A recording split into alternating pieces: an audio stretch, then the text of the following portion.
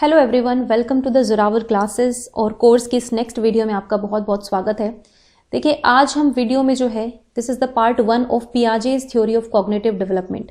सो पियाजे is very important personality. अगर हम पूरे सीडी के कोर्स से देखें तो चाइल्ड डेवलपमेंट पेडागोजी की बात करते हैं तो पियाजे की बात ना करें ऐसा नहीं हो सकता है।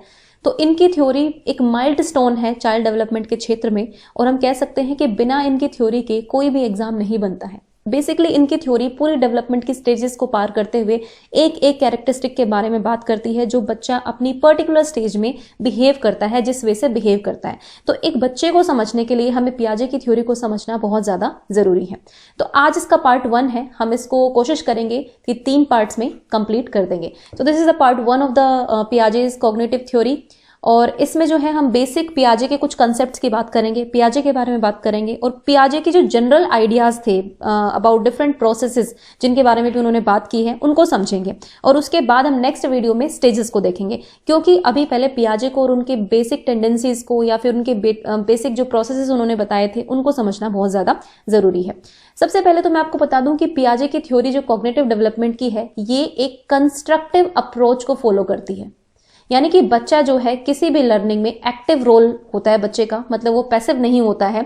They are the motivated explorers कह सकते हैं हम उनको, जो हमेशा मोटिवेटेड रहते हैं और हमेशा they act upon the environment. वो जो भी उनको एनवायरमेंट मिलता है उस पर एक्ट करते हैं। ऐसा नहीं है कि डायरेक्टली पैसिवली उनको सिर्फ देखते हैं, बल्कि उस पर एक्ट भी करते हैं और इसी तरह से वो अपनी नॉलेज को जो है वो कंस्ट्रक्ट करते हैं। और पियाजे की थ्योरी को या फिर पियाजे की इस पूरी धारणा को फर्स्ट वेव कंस्ट्रक्टिविज्म बोला जाता है। First wave constructivism. ओके, तो कंस्ट्रक्टिविज्म को हम रचनात्मकता कह सकते हैं कि रचनात्मक होते हैं बच्चे जो हैं वो अपने आप से अपनी नॉलेज को कंस्ट्रक्ट करते हैं। तो चलिए देखते हैं कौन कौन से ऐसे बेसिक प्रोसेसेस हैं जिनके बारे में पियाजे ने बात की है। सो इन्फ्लुएंस क्या होता है डेवलपमेंट पर, विकास पर प्रभाव क्या है। देखिए, अकॉर्डिंग टू पियाजे, पियाजे के अनुसार जो भी हमारा थिंकिंग प्रोसेस होता है या फिर जो भी हमारे सोचने की प्रक्रिया होती है, थॉट प्रोसेस होता है, वो रेडिकली चेंज जाता है, मौलिक रूप से चेंज जाता है, लेकिन स्लोली होता है।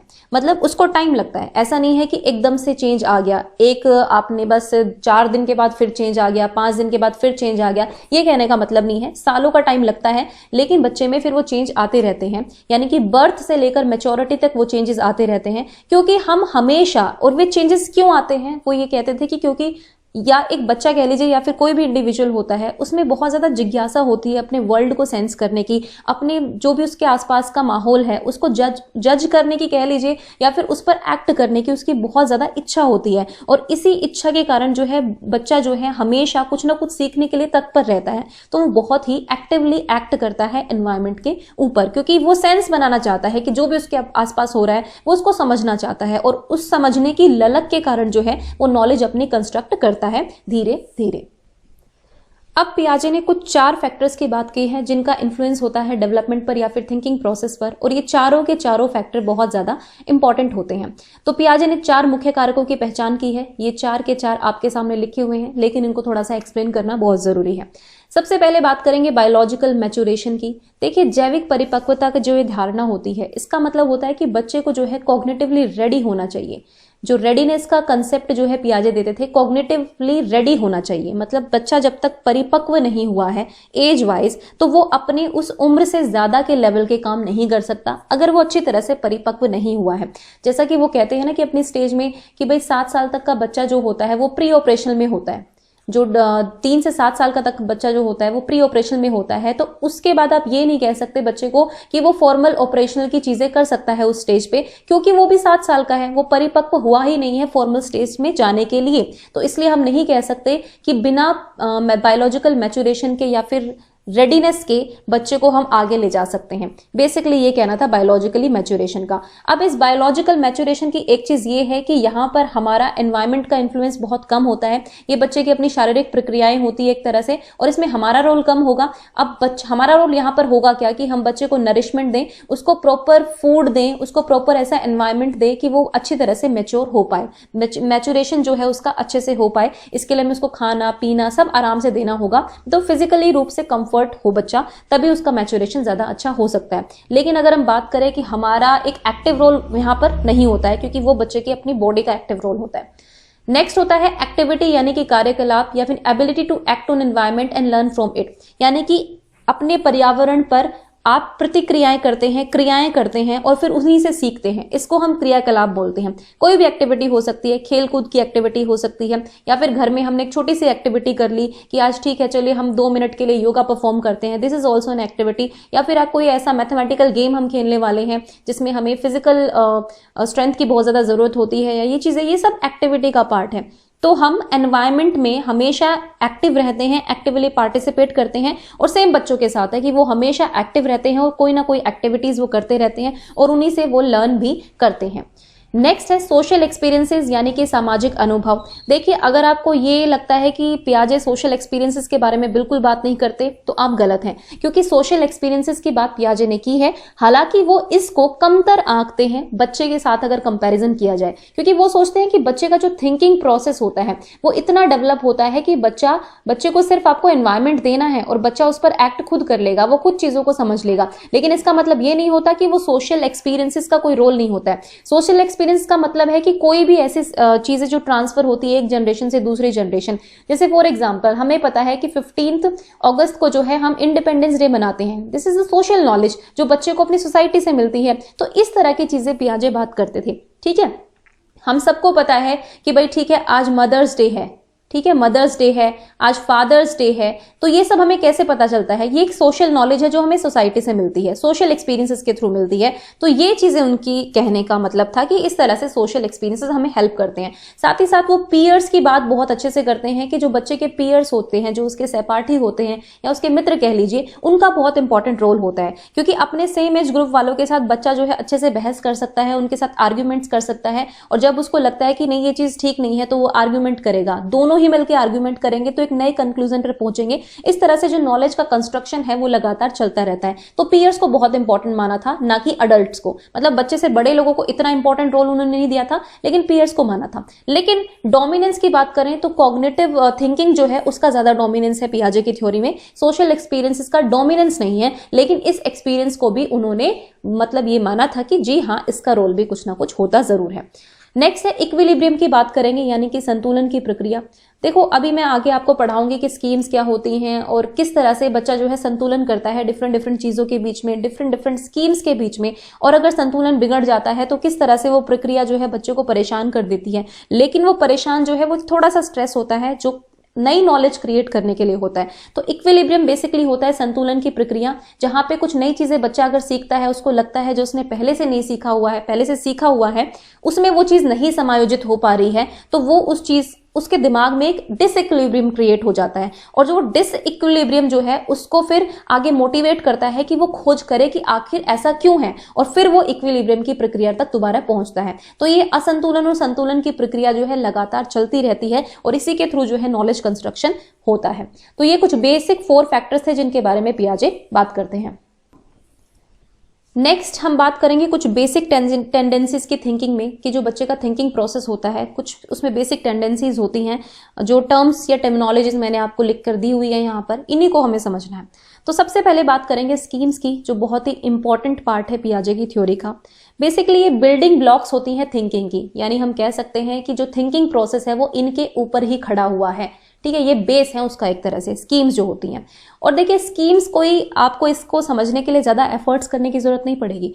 जो भी चीज आप जानते हैं वो आपकी स्कीम्स होती है, वो आपका स्कीमा होता है एक तरह से। सपोज आपको पता है कि हमें चम्मच से चावल कैसे खाने हैं, हमें स्कूटी कैसे राइड करनी है, ये सब आपकी स्कीम्स हैं जो आपने धीरे धीरे टाइम के साथ डेवलप की हैं, और ये टाइम के साथ चेंज भी होती रहती हैं। मतलब एक छोटा सा बच्चे के पास कुछ स्कीम्स होती हैं, आगे जाकर वो और डेवलप हो जाती हैं, आगे जाएगा तो कुछ स्कीम्स को हो सकता है कि वो भूल भी जाए और कुछ को फिर से नया याद कर ले, कुछ नई स्कीम्स अपने मेंटल प्रोसेस में जो है वो ऐड कर ले। तो स्कीम्स जो है हमेशा परिवर्तित होती रहती हैं उम्र के साथ। अब ये होते क्या है? स्पेसिफिक साइकोलॉजिकल स्ट्रक्चर्स होते हैं, यानी कि कुछ विशिष्ट मनोवैज्ञानिक संरचनाएं होती हैं, या फिर कह सकते हैं कि organised way of making sense of experience, या फिर हम अपने दिमाग में जो भी हम देखते हैं उसका एक प्रॉपर एक संगठित तरीका जो है दिमाग में फिट कर लेते हैं, और इन्हीं को हम योजनाएं कहते हैं। देखिए, बहुत सारी स्कीम होगी, मैंने आपको अभी बताया कि स्कूटी चलाने की स्कीम होती है, आपके बैठने की स्कीम है, बोलने की स्कीम है, किसी को समझने की स्कीम है। ठीक है, अगर एक छोटे बच्चे की बात करें तो ड्रॉपिंग स्कीम होती है एक, ठीक है, वो चीज़ों को फेंकता है, ड्रॉप कर देता है। लेकिन आप देखेंगे जब बहुत छोटा बच्चा होता है तो इस ड्रॉपिंग में कोई खास वेरिएशंस नहीं होते हैं, वो जस्ट एक चीज़ को उठाएगा और नीचे फेंक देगा, उसमें ना ज़्यादा उससे फोर्स लगता है क्योंकि वो उस कैपेबल होता नहीं है, क्योंकि ग्रोस मोटर स्किल्स जो है, फाइन मोटर स्किल्स जो है उस टाइम पे इतनी डेवलप नहीं होती है। लेकिन जैसे जैसे वो बड़ा होता है इस ड्रॉपिंग स्कीम्स के अंदर भी वेरिएशंस आने लगते हैं। अब बच्चा हर चीज़ को जस्ट फेंकता नहीं है, किसी को बहुत फोर्सफुली फेंकेगा, बहुत फोर्सफुली, ठीक है, किसी को बहुत आराम से फेंक देता है, ठीक है, किसी को खिड़की से बाहर फेंकेगा, किसी को कुर्सी से नीचे फेंकेगा, मतलब एक पैटर्न चल जाता है। मतलब बच्चा जो है उस चीज को जो है समझता है धीरे धीरे और उस स्कीम में भी परिवर्तन लेके आ जाता है। तो मैं ये आपको समझाना चाह रही हूं कि ये स्कीम जो है फिक्स नहीं है, इनमें भी वेरिएशंस होते हैं और ये भी तरह तरह की चीजें जो है इसमें होती हैं, ठीक है। अब ड्रॉपिंग स्कीम हो गई, ठीक है। आप सपोज आप किसी पाइप से जो है स्ट्रॉ से जो है आप फ्रूट जूस पी रहे हैं, वो भी एक स्कीम है। आप ग्लास से दूध पी रहे हैं, वो भी एक स्कीम है। तो यार ये सभी जो है स्कीम है, यानी कि आपकी जितनी भी नॉलेज है, आप जितना भी कुछ जानते हैं किसी चीज के बारे में, वो आपकी स्कीम हो जाती है, आपकी योजनाएं हो जाती हैं जो आप डेवलप कर लेते हैं टाइम के साथ अपने दिमाग में। नेक्स्ट पियाजे जो है बात करते हैं ऑर्गेनाइजेशन के बारे में। बेसिकली हम जितनी भी स्कीम सीखते हैं उनको कहीं ना कहीं ऑर्गेनाइज करते हैं और पियाजे ऐसा मानते थे कि किसी भी इंडिविजुअल के अंदर इस ऑर्गेनाइजेशन की जो एबिलिटी है वो पाई जाती है। मतलब एक नॉर्मल इंसान भी जो है वो ऑर्गेनाइज कर सकता है अपनी थिंकिंग को साइकोलॉजिकल स्ट्रक्चर्स में, यानी कि मनोवैज्ञानिक संरचनाओं के अंतर्गत वो अपनी थिंकिंग को ऑर्गेनाइज कर सकता है। कोई भी इंसान हो सकता है, यानी कि हम बच्चे की बात कर लें तो वो भी ऑर्गेनाइज कर सकता है, ठीक है। होता क्या है कि एक process that takes place internally, ये ऑर्गेनाइजेशन का प्रोसेस है, ये कोई संगठन बनाने की बात नहीं हो रही है, ये बेसिकली मेंटली आप जब चीजों को ऑर्गेनाइज कर रहे हैं तो उसकी बात हो रही है। Apart from direct contact with the environment, मतलब एनवायरमेंट से डायरेक्ट कॉन्टेक्ट किए बिना भी हम चीजों को जो है ऑर्गेनाइज कर सकते हैं मेंटली। लेकिन अगर हम बहुत छोटे बच्चों की बात करें, ठीक है, जो बच्चा सिर्फ चीजों को जो फेंकता है, क्योंकि मैं ऑब्वियसली यहाँ पर हम छोटे से लेकर बड़े तक के एग्जाम्पल पर ही जाएंगे। तो जब एक बच्चा किसी ऑब्जेक्ट को देखता है, जो बहुत छोटा बच्चा होता है, ठीक है, किसी भी ऑब्जेक्ट को वो देखता है और उस तक पहुंचने की कोशिश करता है, उसको पकड़ने की कोशिश करता है, तो ये सारी चीजें बहुत अलग अलग होती हैं उसके लिए। वो एक टाइम पे उसको या तो पकड़ ही सकता है या फिर उस तक पहुंच ही सकता है। मतलब छोटे बच्चे की बात हो रही है, वो अपना हाथ जो है उस ऑब्जेक्ट की तरफ लेकर जाएगा, इतने में ही एकदम से वो उसका हाथ जो है कई बार पहुंच पाता है, कई बार नहीं पहुंच पाता है। वो अपनी थिंकिंग को ऑर्गेनाइज नहीं कर पाता है क्योंकि ऑब्वियसली वो इतना मैच्योर हो नहीं पाता है बच्चा उस टाइम तक।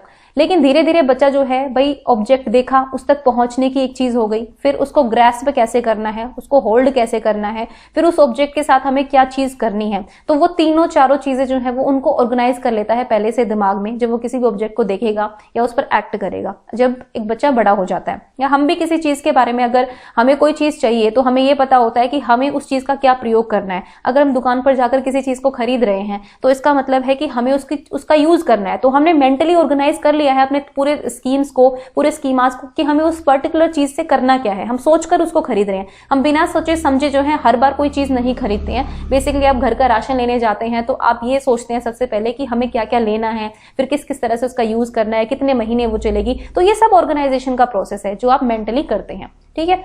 Once children form new schemes, जब एक बार बच्चे नई स्कीम बना लेते हैं तो वो रीअरेंज करते हैं अपनी स्कीम्स को, दोबारा से अरेंज करते हैं, उनको लिंक करते हैं एक दूसरे के साथ, एक स्कीम को दूसरी स्कीम के साथ लिंक करते हैं। जैसे मैंने कहा ना कि ऑब्जेक्ट तक पहुंचना और उसको पकड़ना, ये दो स्कीम्स हो गई, तो इनको लिंक करना बहुत जरूरी है to create a strongly interconnected cognitive system. और इसके थ्रू ही एक पूरा इंटरकनेक्टिव, कोई चीज आपने देखी, आप उस तक पहुंचे, फिर उसके बाद आपने उसको होल्ड किया, फिर आपने उससे खेलना शुरू कर दिया, तो ये सभी जो है ना ऑर्गेनाइज स्ट्रक्चर्स हैं और ये कहीं ना कहीं लिंक हो रहे हैं और एक पूरा कॉग्निटिव सिस्टम डेवलप करते हैं। तो this is all about the principle of organisation.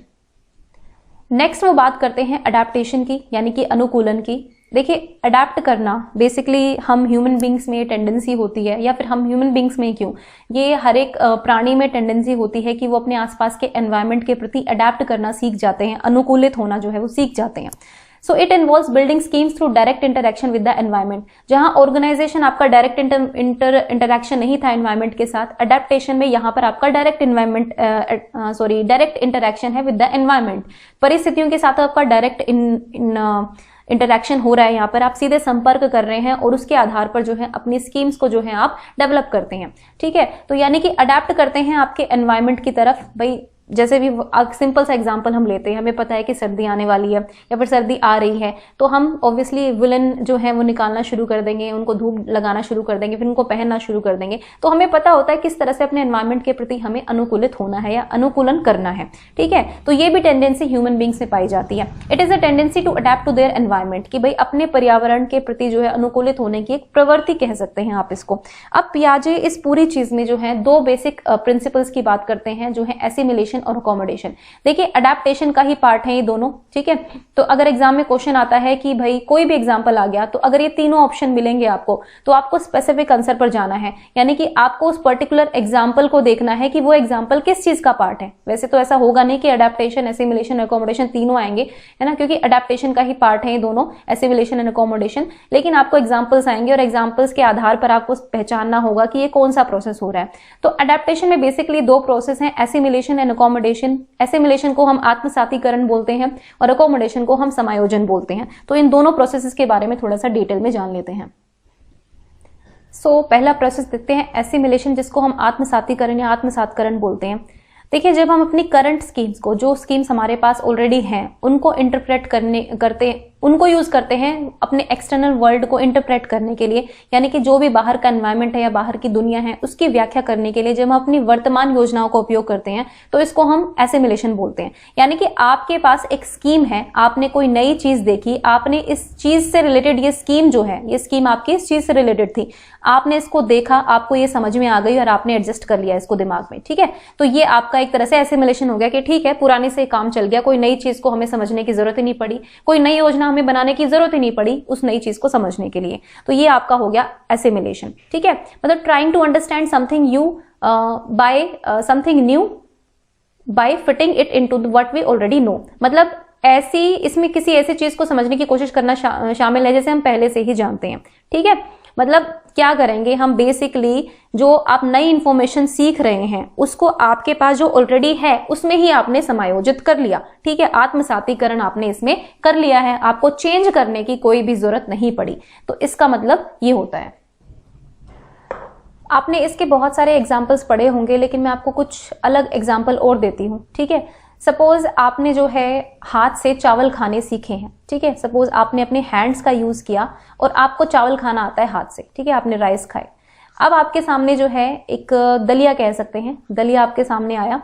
अब दलिये में आपको चाहिए चम्मच, लेकिन आपको पता है कि हाथ से चावल कैसे खाते हैं, तो आपने इस दलिये को भी जो है ट्राई किया हाथ से खाने के लिए, ठीक है, और आपने खा भी लिया। हालांकि दलिया थोड़ा सा पतला होता है, मतलब वो थिक नहीं होता है, तो उसमें थोड़ा सा बाइंडिंग में दिक्कत होती है, लेकिन स्टिल आपने इसको खा लिया हाथ से, क्योंकि आपको पता था कि चावल कैसे खाने हैं। तो आपने इस पुरानी स्कीम को इस दलिये को खाने में यूज कर लिया। दैट मीन्स कि आपको कुछ चेंज नहीं करना पड़ा, आपको एक नई चीज लेके आनी नहीं पड़ी इस दलिये को खाने के लिए। दैट मीन्स कि आपने अपनी पुरानी स्कीम को, जो हाथ से खाने की स्कीम थी, उसको यहाँ पर अप्लाई कर दिया। तो दिस इज कॉल्ड एसिमिलेशन। यहाँ पर कोई चेंज हुआ ही नहीं है, भाई चावल भी आपने ऐसे खाया, दलिया भी आपने ऐसे खा लिया। हो सकता है आगे आपको पोहा मिल जाता, ठीक है, या चिड़वा जिसको बोलते हैं, पोहा आप खाने लगते हाथ से ही, तो वो भी एक आप एसिमिलेट करेंगे, वहां भी आपको चीजें चेंज करने की जरूरत नहीं है। भाई आपको सेटिस्फेक्शन हो गया ना कि आपने एटलीस्ट खाना खा लिया है। So this is the example of assimilation, ठीक है। वैसे और भी पर्टिकुलर एग्जांपल्स होते हैं, जैसे आपने एक बहुत कॉमन एग्जांपल सुना होगा कि ठीक है, एक बच्चे ने पहले डॉग को देखा था जिसकी 4 लेग्स होती हैं,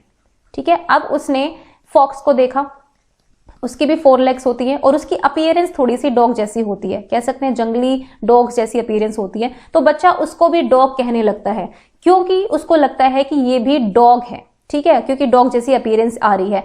तो यहाँ पे वो सोचेगा कि ठीक है चलो ये तो डॉग वाली अपीयरेंस आ रही है उसको, लेकिन एक्चुअल में क्या फॉक्स डॉग होती है कि नहीं होती है। तो यहाँ पे जो है आप एसिमिलेट नहीं कर पाएंगे, यहाँ पे बच्चे की स्कीम को हमें ठीक करना पड़ेगा, क्योंकि fox is not a dog, ठीक है। फॉक्स एक डॉग नहीं है, फॉक्स की एक अलग कैरेक्टरिस्टिक भी होती है, तो वो हमें उसको सिखानी पड़ेगी। सेम अगर वो किसी और चीज को भी, सपोज ज़ीब्रा को वो डॉग कहने लग जाता है, तो यहाँ भी हमें स्कीम चेंज करनी पड़ेगी कि भले इसकी 4 लेग्स हैं but it is not a dog. तो यहाँ पर हम एकोमोडेशन करते हैं, एसिमिलेशन नहीं करते हैं। तो this is not the example of assimilation. मतलब ये एक बहुत कॉमन एग्जाम्पल है जो एसिमिलेशन से एकोमोडेशन तक आपको समझने के लिए कारगर होता है। तो यहाँ पर आप बच्चा जो है उसको स्कीम चेंज करने की जरूरत पड़ेगी और ये प्रोसेस आता है एकोमोडेशन का, ठीक है। अब देखो यहाँ पे एसिमिलेशन में हमें थोड़ा सा डिस्टॉर्ट करना पड़ सकता है इंफॉर्मेशन को, ठीक है। जैसे कि मान लीजिए टू मेक इट फिट, कई बार क्या होता है पूरी स्कीम आप चेंज नहीं करते, उसमें थोड़ा बहुत बदलाव कर देते हैं। तो इस तरह की स्कीम भी जो है होती है, जब आप थोड़ा सा बहुत बदलाव कर उसी पुरानी स्कीम को एडजस्ट कर देते हैं तो वो भी एक एसिमिलेशन का पार्ट हो जाती है, उसमें भी कोई नयापन हमें लाने की जरूरत नहीं पड़ती है। ठीक है, तो this is the example of assimilation. अब नेक्स्ट देखते हैं एकोमोडेशन। हालांकि मैंने आपको एग्जांपल के थ्रू थोड़ा समझा ही दिया है एकोमोडेशन। बेसिकली जब आप एक नई स्कीम अपने अंदर डेवलप कर लेते हैं, एक नई योजना आपको चाहिए होती है अपने आसपास की घटनाओं को या अपने आसपास की दुनिया को समझने के लिए, तो वो आपका एकोमोडेशन कहलाता है। It occurs when we must change our existing schemes to make sense of the world. जो मैंने आपको डॉग का एग्जाम्पल दिया, डॉग के एग्जाम्पल से फिर हम जीब्रा को समझते हैं, उसके बाद हम फॉक्स को अलग से समझेंगे, हम बफेलो को समझेंगे। ठीक है, तो ऑब्वियसली ये सारे एनिमल्स हैं, लेकिन बच्चों को ऐसा लगता है कि जितने भी 4 लेग्स वाले एनिमल्स होते हैं सब डॉग होते हैं, तो ये हमें चीज जो है उसकी चेंज करनी पड़ेगी, तभी बच्चा जो है एक नई स्कीम डेवलप करेगा और उसके बाद जो है वो एकोमोडेट कर पाएगा, समायोजित कर पाएगा और कहीं ना कहीं अनुकूलन की प्रक्रिया भी पूरी हो जाएगी। अब इसका एक और एग्जाम्पल मैं आपको दे देती हूं। सपोज आपने साइकिल सीखी है, ठीक है, साइकिल सीखी है, अब आपको सीखनी है स्कूटी। ठीक है, अब साइकिल सीखने की कुछ चीजें जो हैं आपको स्कूटी सीखने में अप्लाई होंगी। ठीक है, यानी कि आपको साइकिल सीखने में जो है हैंडल कैसे संभालना है, ब्रेक कैसे लगाने हैं, वही सारी चीजें होती हैं, तो आप स्कूटी सीखने में आपको हेल्प करेगा। तो यहां तक तो ठीक है, एसिमिलेशन हो गया। यहाँ पे आपने थोड़ा सा डिस्टॉर्ट किया कि भाई ठीक है इसमें सेल्फ स्टार्ट होता है स्कूटी में, वहां आपको पेडल लगाने पड़ते हैं, लेकिन आप इस पुरानी स्कीम को ही एडजस्ट करके स्कूटी चलाना सीख जाएंगे। लेकिन जब बात आती है कि अब आपको क्या सीखना है, अब आपको सीखना है कार चलाना सीखना है। ठीक है, कार हो गया, या फिर आपको ट्रैक्टर सीखना है, कुछ भी सीखना है, लेकिन आपने पहले स्कूटी सीखी हुई है, तो क्या आप इस स्कूटी की स्कीम से ही कार और ट्रैक्टर सीख पाएंगे? बिल्कुल भी नहीं सीख पाएंगे। अब आपको अपनी नई स्कीम्स डेवलप करनी पड़ेगी, जिसमें आपको गियर का और ये सब चीजें सीखनी पड़ेंगी। यानी कि आपको ट्रैक्टर और कार सीखने के लिए एक नई स्कीम डेवलप करनी पड़ेगी, आपको एकोमोडेशन करना पड़ेगा। तो यहां पर हम कह सकते हैं कि यहां पर स्कीम चेंज हो जाएगी, स्कूटी चलाने की स्कीम से, साइकिल चलाने की स्कीम से डिफरेंट कार चलाने की स्कीम, ट्रैक्टर चलाने की स्कीम, एक नई स्कीम उभर कर आएगी। तो this is the example of accommodation. We create new schemes after noticing that our current ways of thinking do not capture the environment completely। हमें अपनी नई चीज को, जो स्कीम्स है उनको लाना पड़ता है, नई स्कीम्स बनानी पड़ती हैं, क्योंकि हमें ये लगता है कि अब जो चीजें हैं हम उनको इतनी आसानी से नहीं समझ पाएंगे, पुरानी स्कीम्स के आधार पर हम चीजों को बिल्कुल भी नहीं समझ सकते हैं, तो हमें नई स्कीम जो है क्रिएट करनी ही पड़ेगी। भले ही उसमें हम किसी की भी हेल्प ले, लेकिन वो नई स्कीम हमें क्रिएट करनी पड़ेगी, भले आप ड्राइविंग स्कूल में जाए या फिर कहीं भी जाए। तो बेसिकली ये कहने का मतलब है कि यहां पर आप पूरी तरह से जो स्कीम है वो चेंज कर देते हैं, एक नई स्कीम को डेवलप करते हैं और इस तरह से आपका एकोमोडेशन होता है। अब एक और इंपॉर्टेंट चीज है जो मैंने आपको स्टार्टिंग में भी बताई थी जब 4 फैक्टर्स में बात की थी, वो है इक्विलिब्रियम, यानी कि संतुलन की प्रक्रिया, यानी कि the act of searching for a balance. जब हम संतुलन की खोज करने का कार्य करते हैं, देखिए मैंने आपको जो अडेप्टेशन पढ़ाया है, अडेप्टेशन पढ़ाया जिसमें आपके एसिमिलेशन और अकोमोडेशन है। ठीक है, अब ये दोनों के बीच जो है सिचुएशन वेरीज करेगी इंडिविजुअल टू इंडिविजुअल, कि वो किस तरह से एसिमिलेशन से अकोमोडेशन तक जाते हैं या कब वो सिर्फ एसिमिलेशन ही करके रह जाते हैं। तो ये वेरी करता है और ये सिचुएशनल फैक्टर पर भी डिपेंड करता है कि आपको क्या सीखना है, क्या नई चीज, क्या नई परिस्थिति आपके सामने आई है और आप उसमें किस तरह से समायोजन करेंगे। तो बेसिकली ये जो एक्ट होता है एसिमिलेशन से एकोमोडेशन तक जाने का, या फिर आप सिर्फ एसिमिलेशन तक ही रह जाते हैं, ये आप कहीं ना कहीं यहाँ पर बैलेंस बनाते हैं। इस पूरी प्रक्रिया से आप एक बैलेंस बनाते हैं, और जब भी वो बैलेंस बिगड़ता है, वो बैलेंस कब बिगड़ता है? जब एसिमिलेशन आप करने की कोशिश कर रहे हैं, लेकिन अब यहाँ पर आप एसिमिलेट नहीं कर पा रहे हैं, आपको एक नई चीज आपको डेवलप करनी ही पड़ेगी। तो यहां पर आप थोड़े से अनकंफर्टेबल हो जाते हैं। मैंने कहा ना, जैसे कि आपने स्कूटी सीखी है लेकिन अब आपको गाड़ी सीखनी है, आप बहुत कोशिश कर रहे हैं पर गाड़ी अपने आप से आ ही नहीं रही है, तो आप अनकंफर्टेबल हो जाएंगे। अब यहां पर डिसइक्विलिब्रियम क्रिएट हो गया, यानी कि आपके अंदर संतुलन की भावना जो है वो नहीं आ पा रही है, क्योंकि आपको एक नई चीज, नई परिस्थिति आपके सामने आ गई है। ठीक है, वो सिचुएशनल भी हो सकती है या फिर कोई ऑब्जेक्ट को लेकर भी हो सकती है, किसी अपने जीवन की, रियल लाइफ की कोई ऐसी प्रॉब्लम भी हो सकती है जहां पर हम अनकंफर्टेबल हो पा रहे होंगे, या फिर आपको ऐसा लग रहा होगा कि संतुलन बन नहीं रहा है, तब आप डिसइक्विलिब्रियम की एक स्टेज आ जाती है। इसी को पियाजे ने नाम दिया है कॉग्निटिव कॉन्फ्लिक्ट का, यानी कि संज्ञानात्मक कॉन्फ्लिक्ट को संघर्ष कह सकते हैं। संज्ञानात्मक संघर्ष की एक स्थिति आ जाती है जब बच्चा जो है अनकंफर्टेबल हो जाता है, क्योंकि एसिमिलेट नहीं कर पा रहा है। ठीक है, और एकोमोडेशन के लिए कोई रास्ता भी दिख नहीं रहा है, तो नई स्कीम खोजने की कोशिश करता है। तो ऐसे में थोड़ी देर का जो ये कॉग्निटिव कॉन्फ्लिक्ट होता है, ये बहुत ही ज्यादा इंपॉर्टेंट होता है अकॉर्डिंग टू पियाजे, क्योंकि इसी से जो है लर्निंग इंप्रूव होती है। क्योंकि आपको एक नई चीज आपके सामने आ गई है। अब एज अ व्यूअर या फिर एज अ ह्यूमन बीइंग आपको उस नई चीज की खोज की तरफ आगे बढ़ना है, यानी कि आपको एक नई नॉलेज कंस्ट्रक्ट करनी है। तो इसके लिए जो है एक डिसइक्विलिब्रियम की जो प्रक्रिया है वो आपको करनी पड़ेगी। आपको एक ऐसी चीज ढूंढनी पड़ेगी कि आप इन सिचुएशंस में बैलेंस बना पाए, और इसी चीज की वजह से जो भी इंसान होता है, बच्चा होता है, वो अपनी लर्निंग को और इनहैंस करता है। वो बड़ों से जाकर पूछेगा, वो अपने पीयर से जाकर पूछेगा, वो ड्राइविंग स्कूल में जाएगा, लेकिन वो इस चीज को करेगा अगर उसने मन में ठान लिया है कि मुझे ये नई चीज करनी ही करनी है। ठीक है, तो यहां पर वो बैलेंस बनाएगा डिफरेंट चीजों के लिए। ठीक है, तो मतलब ये पूरा बैलेंस सिस्टम होता है। मैंने क्या कहा, एसिमिलेशन कर लिया तो ठीक है, एसिमिलेशन नहीं कर पाया तो एकोमोडेशन करने की जरूरत है। लेकिन कई बार वो अपने आप कर पाता है, कई बार अपने आप नहीं कर पाता, किसी और की हेल्प लेता है। लेकिन इस बीच का जो पूरा पीरियड होता है, यहाँ पर वो अनकंफर्टेबल हो जाता है और कॉग्निटिव कॉन्फ्लिक्ट की सिचुएशन आ जाती है, जहां पर बच्चे को लगता है कि नहीं, कुछ नया सीखना है, और यहीं से उसकी लर्निंग जो है इनहैंस होती है, या हम कह सकते हैं कि कॉग्निटिव कॉन्फ्लिक्ट जो है बूस्ट करता है एक्टिव कंस्ट्रक्शन ऑफ नॉलेज को। आई होप कि आपको क्लियर हो गया होगा। अब देखो, when children are not changing much, जब वो ज्यादा नहीं बदल रहे होते हैं, there assimilation more than they accommodate, तो वो बेसिकली जो है एसिमिलेट करते हैं ज्यादा। मतलब एक ऐसी परिस्थिति जब बच्चे ज्यादा एसिमिलेशन कर रहे होते हैं, तो यहाँ पर कॉग्निटिव इक्विलिब्रियम आ जाता है। क्योंकि ठीक है, कोई कंफ्लिक्ट आ ही नहीं रहा है दिमाग में, क्योंकि आराम से चीजें आप आराम से उनको आत्मसात कर रहे हैं, जो आप पहले से जानते हैं उसमें सब कुछ समाया जा रहा है, तो आपको डिसइक्विलिब्रियम की कंडीशन आएगी नहीं। तो यहाँ पर कॉग्निटिव इक्विलिब्रियम चलता रहता है, एक स्टेडी कंफर्टेबल सी स्टेट होती है, जहां पर पियाजे को बोलते हैं कॉग्निटिव इक्विलिब्रियम। लेकिन अगर डिसइक्विलिब्रियम आ गया, जब संतुलन नहीं बना, तो कॉग्निटिव कॉन्फ्लिक्ट क्रिएट हो जाता है। तो ये प्रक्रिया जो है पूरे जीवन पर्यंत चलती रहती है बच्चों के साथ या ह्यूमन बींग्स के साथ। सो गाइस, कुछ ये इंपॉर्टेंट फीचर्स थे जो पियाजे ने बात की थी जिनके बारे में। अब हम कुछ और उनकी जो स्टेज स्पेसिफिक है, जो पियाजे ने स्टेजेस दी है, उनके बारे में एक जनरल राय उनकी क्या है वो भी मैं आपको बता देती हूँ। पहली चीज की जितनी भी उन्होंने स्टेजेस दी है, 4 स्टेजेस उन्होंने दी है, जिसको आप नेक्स्ट वीडियो में देख लेंगे। Stages provide general theory of development, की एक सामान्य सिद्धांत प्रस्तुत करते हैं। कोई पर्टिकुलर नहीं है कि सिर्फ एक मोरालिटी के बेस पे ही है या फिर सिर्फ आपको मतलब इमोशनल लेवल पे ही है। उनकी थ्योरी बहुत ही जनरल है, सामान्य है, स्पेसिफिक नहीं है। मतलब जो भी इस स्टेज में आएगा वो उस गुजरेगा ही पूरे उसमें, मतलब हर तरह की चीजें उन्होंने बात की है। हर स्टेज की कुछ अपनी कैरेक्टरिस्टिक्स होती है और वो कॉमन है हर बच्चे के लिए। ओके, नेक्स्ट है the stages are invariant always occur in a fixed can't be skipped. ठीक है, एक फिक्स्ड ऑर्डर में चलेंगी। पहले आपको सेंसरी मोटर से होकर गुजरना पड़ेगा, फिर आप प्री ऑपरेशन में जाएंगे, फिर आप कंक्रीट ऑपरेशन में जाएंगे, फिर आप फॉर्मल ऑपरेशन में जाएंगे। इस तरह से आपको स्टेप बाय स्टेप चलना पड़ेगा। ठीक है, इस तरह से है आपकी बेसिकली स्टेज। तो इनको आप स्किप नहीं कर सकते हैं। ऐसा नहीं है कि आप सेंसरी मोटर से डायरेक्ट जो है कंक्रीट ऑपरेशन में चले जाएंगे या फिर डायरेक्ट प्री ऑपरेशन से फॉर्मल ऑपरेशन में चले जाएंगे, ऐसा नहीं है। उनकी स्टेजेस की अपनी क्वालिटीज हैं, हर स्टेज को पार करना बहुत जरूरी है। अगर आपने मतलब ये माना ही नहीं उन्होंने कि इसमें कोई भी ऐसा चरण आएगा जिसमें आप स्किप कर सकते हैं, जिसको आप छोड़कर दूसरे पे जा सकते हैं, वो ऐसा नहीं मानते थे।